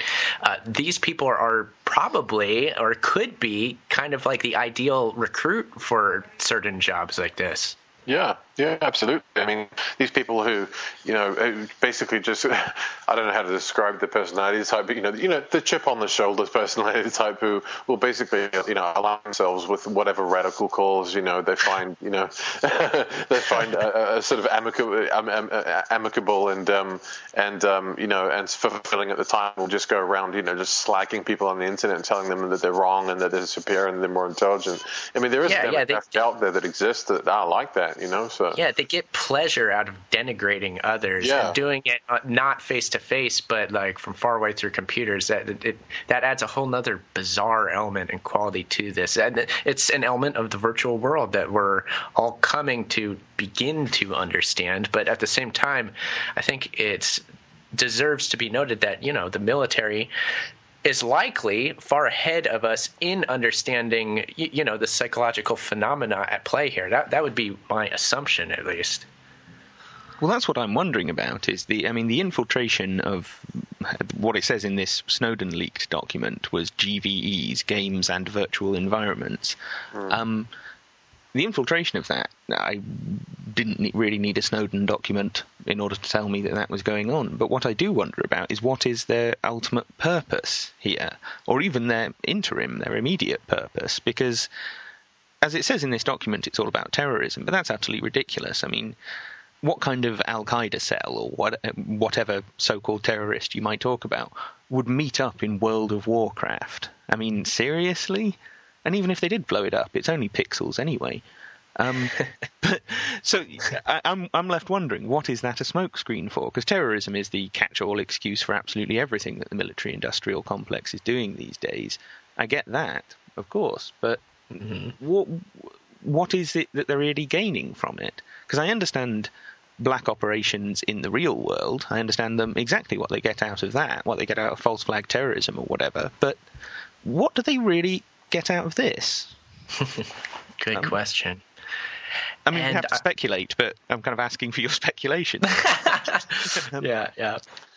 I mean, the whole idea of that, the infiltrating games for, to supposedly, track the movements and communications of terrorists. I mean, obviously, I don't really buy that whole, the war on terror thing, and a lot of other people don't. I think it's greatly exaggerated and used to advance other agendas. And I think a lot of people would agree with that. But I mean, when I just look back to, for example, that document that Snowden released recently from the NSA.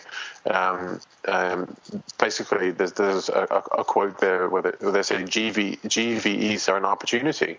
We can use games for C&E exploits. I'm not sure what C&E stands for. Tom, do you know what that stands for? I am not sure. Let me have a look at the carry on, and I'll have a look at the document. Yeah, it says C&E exploits, social network analysis, human targeting. That's human targeting. So it's human intelligence targeting, obviously. ID tracking, photos, document IDs, shaping activities, geolocation of targets, and collection of communications. And then it goes on to say it has been well documented that terrorists are OPSEC and tech savvy and are only getting more so over time. Blah, blah, blah, terrorism. And then they finish off by saying,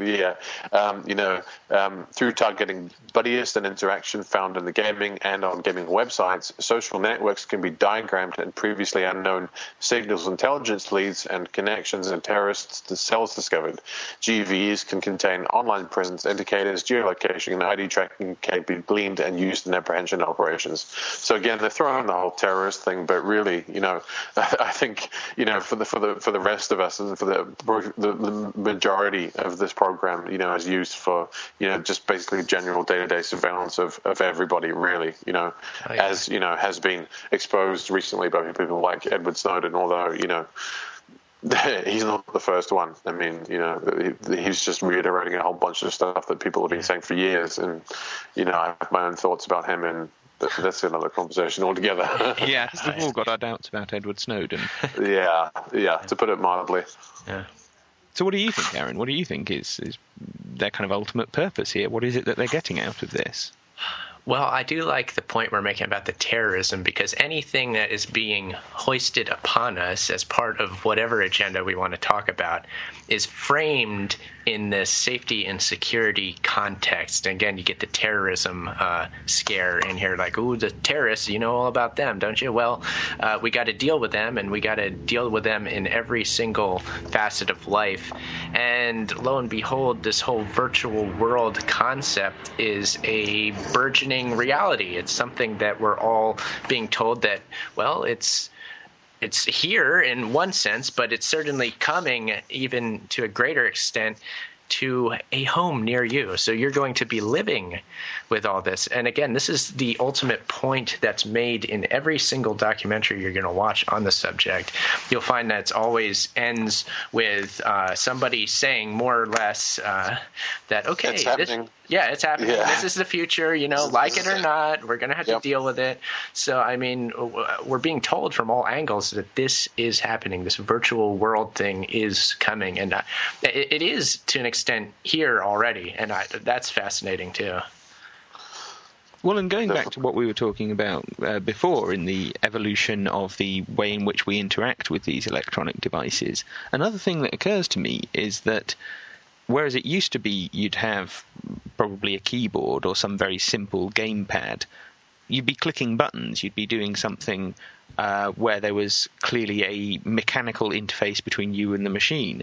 Whereas now it's your movements themselves, whether it's flicking. You are the controller. Yeah, exactly. Yeah. Whether you're talking about the Microsoft Kinect thing where you dance around and then your little guy on the screen dances around, or whether you're talking about a tablet where you're flicking your fingers around on it and actually physically touching it yourself and it's responding directly, you're more directly involved in the physical process of actually controlling the computer. And I suppose, the mouse was an early incarnation of that, and the joypad, and then you get the joysticks and what have you. And now, like I say, it's your actual physical motions themselves that are the controlling mechanism. Mm-hmm. The marketing reflects this. The marketing rejoices in this too. It's like, look at how cool this is. You're the controller now. Whoa! And, that's me just being childish. But I mean, they talk to us like children in this material, and we react like children. I think you hit on that point before. There's a child in all of this, so we react to these things. Absolutely, yeah. Just look into the homes of so many people these days. I mean, the video game is no longer something that the teenager or the child plays. It's something that is often enjoyed by the whole family. And I've seen this in a number of different scenarios. Where the whole gaming console, be it like what's that one where you've got the guitar and the drums? It's like Rock Band. Rock band, and like a lot of the famous, like rock guitarists have got on board with it and done promos for it and stuff, I think it's called something different over here in the UK, but I know Ringo Starr did a promotion for that game. They had a Beatles version of it, actually, I believe, a few years back. Yeah, I think we're talking about the same game. I think it's just called something different in the UK. But there's there's been so many different guitarists and musicians get on board, basically to promote this stuff and just talk about how great it is that we're moving the world of music into the digital realm and allowing people who otherwise weren't so musical to now take up some kind of musical instrument practice, whether it be guitar or drums or whatever, something like that, and I found it to be, I've played it before, and I've found it to be the most unmusical, most unenjoyable thing I've ever done, considering the fact, I play the guitar, so, and I used to play the drums, and so I play it for real, and to me going and playing one of these games is just horrible, it sucks, there's no enjoyment there at all. It's just like, it's like playing Spaceys or something like that, it's just... I've got to be honest, my feeling is slightly different. I quite enjoyed playing Guitar Hero, but only when I was... Guitar Hero, that's it, Guitar Hero. But only when I was really drunk. Only when I was too drunk to play the guitar properly myself, because I play the guitar really well, and I know exactly what you mean. I always looked on it with that kind of skepticism, but I have to admit, late in the night... Well, maybe I should get drunk and play it then. But yeah, I mean, like I say, only if I was too drunk to play the actual guitar would I really enjoy Guitar Hero that much. And again, it's this infantilization, because if you think about it, it's one of those staple toys that you get for young children, is a little bleepy guitar or a little simple keyboard or something that a kid can play and can get a bit of fun out of, and maybe see if they've got any musical talent in there somewhere. And they're always sold as, this will help your child's education, and you might be able to, they'll then learn a proper instrument and all of this. But now we've got 30, 35, 40-year-old men picking up the little plastic guitars, and if you told them that in any other context, they would say, no, that's ridiculous, that's a kid's toy. But somehow it's sold to them. Somehow they've just missed that facet of it. And I've seen guys over 50, getting right into this stuff, seriously playing it like on a regular basis, were they most burnt out old rockers or what? Kind of, I guess. Yeah, I guess there was a couple of the individuals I'm thinking about could possibly just be described as guys that kind of burnt out rockers that never learned to play an instrument and really regretted it. But hey, here comes this game, and so here's your last chance. But it's not musical. It's rigid. It's almost like it's all about your reaction time. And it's all about you responding to pre-programmed stimuli. It's as musical as Space Invaders. Yeah, exactly. Yeah, it's what I'm saying. That's not music to me.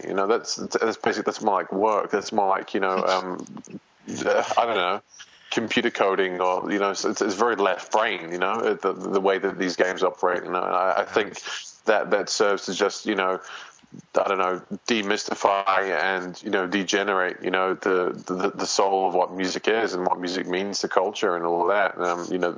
That's a whole other discussion altogether. But I see a definite trend between those two aspects of it. The whole idea. It does sort of trivialize musical talent to a certain extent, because it creates this level playing field where anyone can get up and be a guitar hero. Well, and it mechanizes it. It's all about mechanical. It's not about learning your own style and learning how to enjoy it. And I mean, of course, theory is always very important, and knowing how the whole theory of guitar and music works is very important. But this doesn't teach you any of that. It basically gives you this plastic thing, and you've just got to push the buttons at the right time, and that's it. Well, it's a toy. It's a toy. Yeah, exactly. Yeah. Push the buttons in at the right time, in time with one of your favorite rock songs. I mean, that's not music. I don't know if we want to talk about it here, but this kind of brings up the point of arrested development, which is a topic of infinite fascination to me. I know that there've been but this is just another. I mean, I'm seeing it in so many areas. Just this fact that arrested development seems to be a growing thing, I would argue. Well, I think You could say Arrested Development, or you could just say the absolute insane promotion of what you might call a youth cult or youth culture toward older demographics. Yeah. I mean, I notice it in my own neighborhood. I notice it when I'm walking around in the city that I live in. I see people who are in their 40s and 50s dressed like they're in their late teens and listening to music that 12-year-old girls would listen to.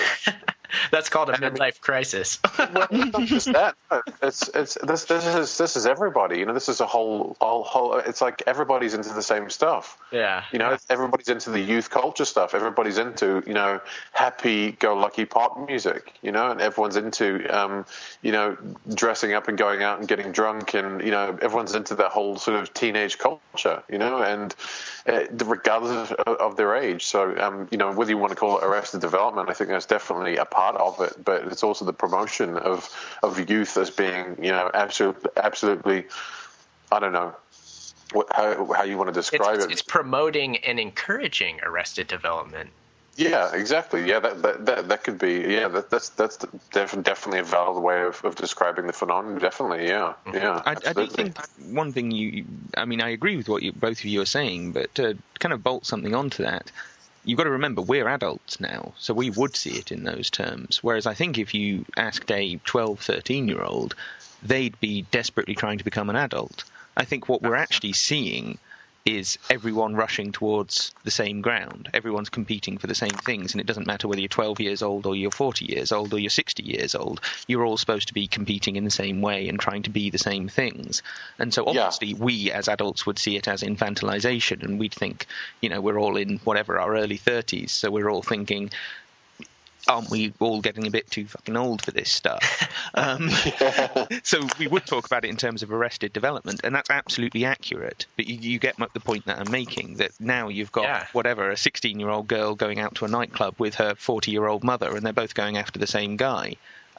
Yeah, exactly. Yeah. That's what we're talking about. So on the opposite end, we have the children growing up too fast. If you want to put it children growing up too fast, and the adults trying to become youths again. Or never leaving that adolescent period. Or never ever leaving. You rush to adolescence and then try and stay there for 50 years. That seems to be you get to 18 basically as a male, and in terms of your emotional development, and you just basically stay at that level for the rest of your life, where it's just about fun and video games and fast cars and bikini girls and and beer and football and just having a yarn with the lads, and that's it. And all of your responsibilities is just a burden. It's just something you moan about, and this now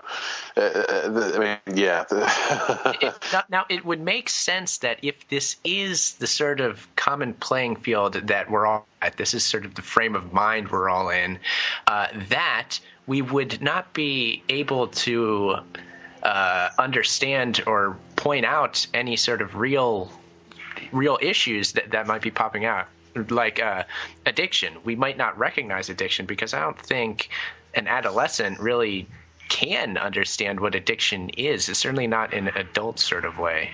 Well, I don't think they have the perspective on the long-term life. They haven't lived long enough to understand this is something that could actually come to dominate my entire life, which is what addiction is. So I don't think you're right. I don't think they could have that perspective. Sorry, Adam, go on. Sorry to interrupt. And they've never had the withdrawal, so they don't know it's an addiction because it's always been there. It's been there since they've, especially for younger and younger generations, it's been there since day one. They've had some kind of a computer, a tablet, or something, or a cell phone since absolute day one, and they've never ever been without it. So they didn't even realize it's an addiction. And I'm sure. This one of these things that comes up in some of these YouTube clips and these mini documentaries is when the parent will try and take the mobile phone or the computer or the laptop away from a child who has literally grown up with it since day one. They freak out. They absolutely freak out. Violence. Act violently. They go into withdrawal. Yeah, exactly. Yeah, violent withdrawal. And there's a couple examples from these videos that you recommended, Adam, where there's usually a young boy and he's playing his World of Warcraft or what have you. It's taken away or it's somehow interfered with at some moment by the mother, typically, and the boy reacts violently even to his mother. Yeah, I know. Yeah, it was, in one of those videos, he was just saying, he was just screaming at her and calling her a bitch and telling her to fuck off and all this kind of stuff. Yeah, I was like, whoa. And really again, intense. to me, I have to play devil's advocate or whatever you want to call it here, that these videos, every one of them does seem staged to me. However, I'm not saying that is the case. It just kind of feels that way. However, the point is that that's a real phenomenon. And even as a man, as a male, I kind of can relate to that sort of darkness. And I understand that as like kind of a dark element within men and within boys. Like that's just kind of something that we can fall into at our darkest point, is that sort of violent reactionary behavior. So it's a real phenomenon. Of course, we all have that seed of darkness within us. We all have a shadow personality. Absolutely.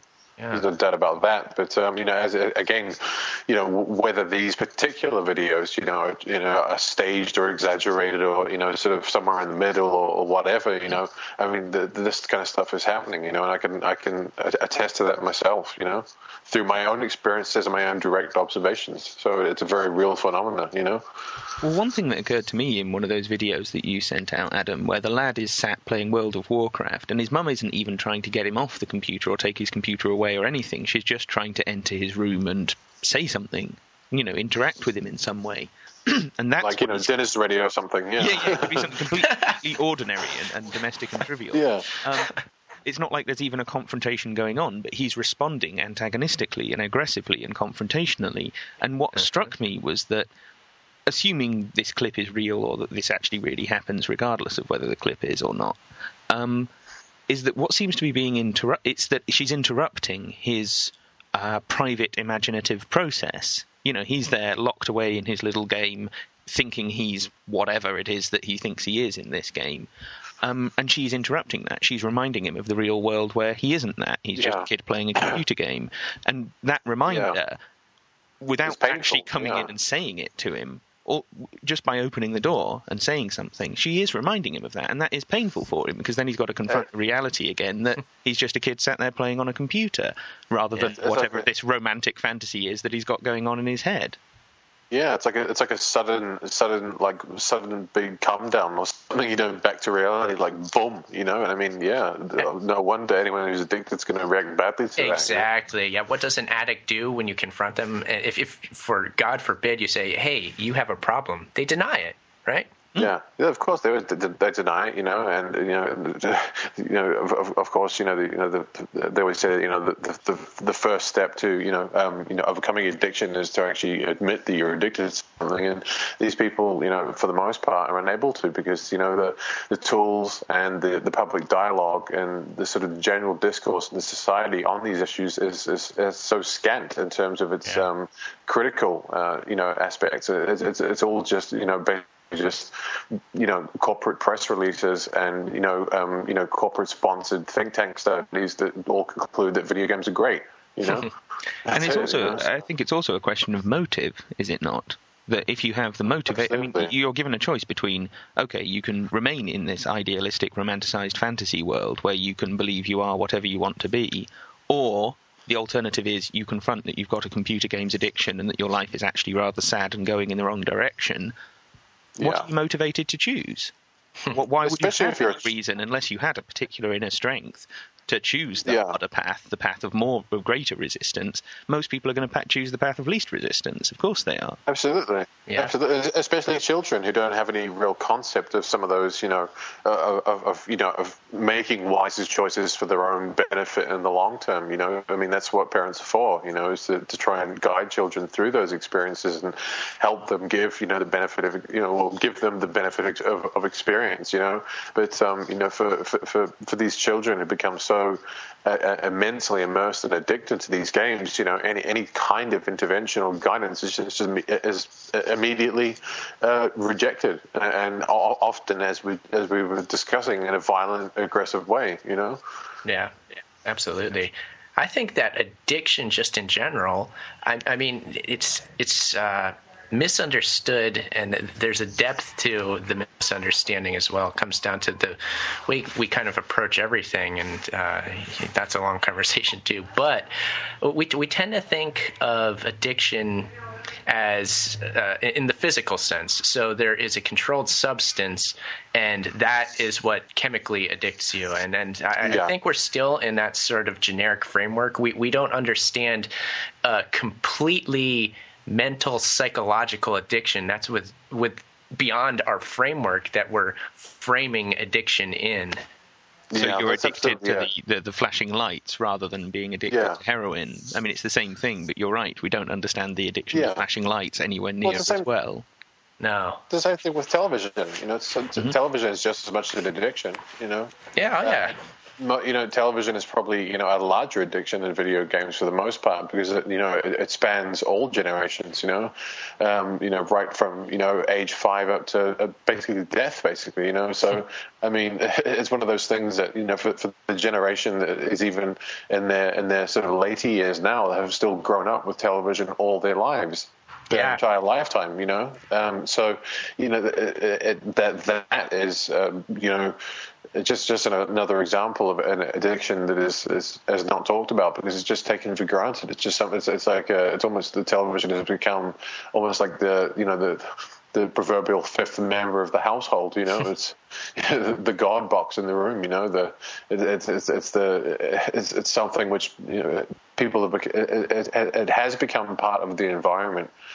And so people don't question it simply for that reason. And I mean, if you look at, B.F. Skinner's work on behavioral conditioning and operant conditioning and all the rest of it, he says, once you introduce something into an environment, it actually, the individual, the creature will adapt, and simply begin to accept it. They won't question it after a certain period of time, They just take it for granted. And the television is a perfect example of that. And I think probably a greater addiction to video games. But, along the same line, video games are addictive for the same reasons, that it's something that has been around for at least, a good, 2 or 3 generations now, and so because it's been around for so long, and it's been part of people's lives for so long, and has had so little research or critical analysis done into it, it's just one of those things that is generally accepted. And so the whole concept of video games or television being addictive is just it's out of the question. It's never even being really considered by most people,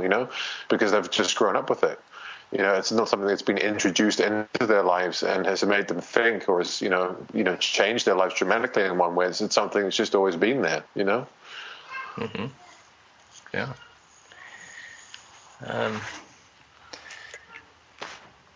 We've just crashed into a wall. Sorry about that. No, it's okay. We should probably start wrapping this up now, but I'd like to return to the question that you raised earlier, Aaron, that what is it that we can do about this? Because, I mean, we've spoken for 2 hours on the problem in quite a lot of depth, I think, and I think anyone listening to this will go away with a relatively well-rounded view of what the problems are of technological addiction and computer games addiction, and computer games in a more general sense. I think they'll get a pretty good going over for that. But like I say, the question is, what can we do about this? And so I'm going to throw out there what I said before. The thing that I think would be most effective, and is most effective when I have actually raised this with friends and other people I know, is to remind them of what they're sacrificing, is to point out that, if when they go home they are looking at their Facebook page on their phone more often than they're looking at their wife, their husband, their child, whatever. Yeah, exactly. That is something they've lost. That is something that isn't good for them. That isn't good for their life and isn't good for their husband, wife, family, child, whatever. And so, or themselves. Or themselves, yeah. And so if you frame it in that way, I think you can get through to people far more than if you, to be honest, if you start talking about the Pentagon and spying and all of that. Yeah, and to bring it back to an adolescent boy perspective, you can say, hey, you're not going to get girls if you do this. Yeah. But it's absolutely true. Yeah. It is true. It is, yeah. There are, of course, TV shows like The Big Bang Theory trying to convince you otherwise, but...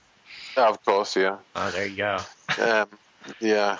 Oh, The Big Bang Theory. Oh, my God. Don't get me started. We're going to fall down another rabbit hole if we don't watch it. Yeah, sorry, I probably couldn't have brought it up. But yeah. you have any sort of different things to suggest as constructive solutions to this, or at least attempts at constructive solutions to this? Or anything to add on? I guess I could probably, just throw in my own generalized view on this whole thing. I mean, I don't have any real. I mean, I think your approach. I think there's definitely validity to that. I think that there are also possible, not negative connotations, but there's possible. The reaction amongst certain demographics to that argument, I don't think would necessarily go down well. I think I think you'd have to have a person who was already, I don't know, cognizant in some way of the fact that, cognizant of what was going on in some way before they could take that information on. Because, I mean, I've tried to sort of have this type of conversation with people before, just the sort of Joe average blue collar worker on the street, and they'll agree with you, and they'll sort of say, oh yeah, it's true, we really are, and there's sort of. They'll appear to agree, but I can see that it's not sinking in. I can see that they're just going to go home and play their video game and just go, oh, fuck it, who cares, So I don't know. I think there's many different solutions depending on what the demographic is and what the situation is. So I don't know how I'm going to put that across, or. And I'm not saying I disagree with you, Tom. I just think that I think that there's different strokes for different folks. Exactly. Yeah. Just I think depending on the demographic and the individual and the personality type and how sort of what their lifestyle's like. I think it would depend on that. Yeah.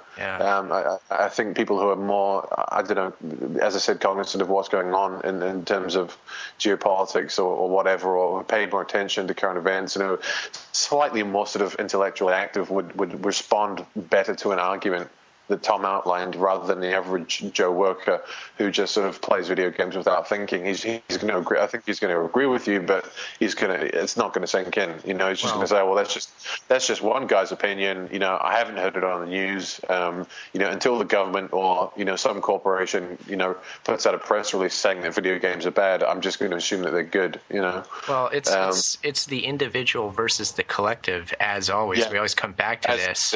Yeah.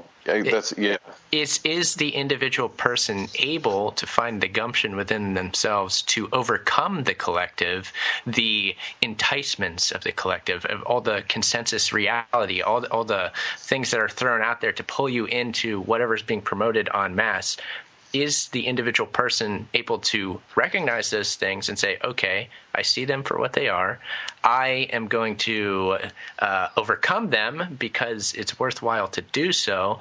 So I guess this is the real issue in this and in anything, is the individual person able to make that first step. And I think when you're able to overcome, I think you'd be able to overcome any addiction. I'm going out on a limb and saying that, but I really do believe that, and mind over matter principle I subscribe to personally. I mean, it's a reality, and I don't think we understand the power of that. So I would just encourage people to try to find it in themselves to make that first step, and when you do, you will start seeing the world for what it is and all the nonsense that's tossed our way, but you will easily overcome all of it. Yeah, I think so. And I mean, I don't think that it's going to work for everyone. I think there's always going to be a demographic or a subculture out there who are always going to be into the stuff no matter what. Especially people who have bought into the whole transhuman idea and all those types of different ideologies. I think there's always going to be some kind of demographic, however large it is. Some kind of subculture who will always buy into this stuff and who will quite happily, live in the world of video games and exist there forever. And maybe it was wrong of me to say that it would be easy to overcome the collective enticements and all the bad things, as it were. I guess it's actually quite hard to do, but it's not impossible. It's not impossible. It's not impossible. It's hard, but it's not impossible. And that's the main point to make here, is that it is possible, and if people can become cognizant of what's really, really going on and can think critically about, the impact that these things are having on their lives, then, we may begin to see some progress in terms of people looking at this whole issue from a different angle and, being honest with themselves in terms of, again, how video games have shaped their own lives and their convictions and their habits and all the rest of it. But again, I think this is not something that we can't win over everybody on this argument. Is basically what I'm saying. I think there's always going to be a crowd who will go along with this stuff to the bitter end and will swallow the pill and will basically will be quite happy to reside in the matrix as some kind of non-corporeal consciousness in a computer program. I think there's always going to be that demographic out there, but for the average person, for the type of person who's listening, or for the type of person who's listening to this show, who maybe has that innate ability to look at things critically and look at themselves more than anything else, I think that there is there's definitely hope there, for them to be able to do that, to really give themselves an honest assessment of what's really going on here, and have a serious a serious rethink about their convictions and their habits, regarding the whole digital world, the social media and video games and all the rest of it. Yeah, absolutely. I think there is a certain group of people that probably can't be helped here, to be honest, but there's an awful lot of people who can be. So hopefully we can finish on an optimistic note there. But I think we should probably wrap this up here. So should we just quickly throw out our websites again? I'm Tom Secker. My main website for this sort of stuff is spyculture.com. Adam? Yep, and from cerebralrevolt.com. Once again, as I said in the interview, it's still being built, so there's not much there. But if people want to bookmark that and check back, and a month or two, I'm hoping to have it up by sort of, in a functioning state by the end of January, beginning of February, and a YouTube channel to go along with that as well. In the meantime, most of the stuff I do can be either found on, Aaron's website, Tom's website, or Thomas Sheridan's website, and a few other places as well, such as the Glasgow Truth Group Meetup Forum. So, yeah, and I am Aaron Franz. My website is ageoftransitions.com. Check it out. Okay, I'd just like to thank everyone for listening and thank both of you two for taking part in this roundtable. I think it's gone well. Yeah, it's been a fun conversation. Yeah, I've really enjoyed it. I'm sure listeners will as well. Yeah, I hope people have got something out of this, and I hope that we've had some kind of positive impact, whatever that impact may be.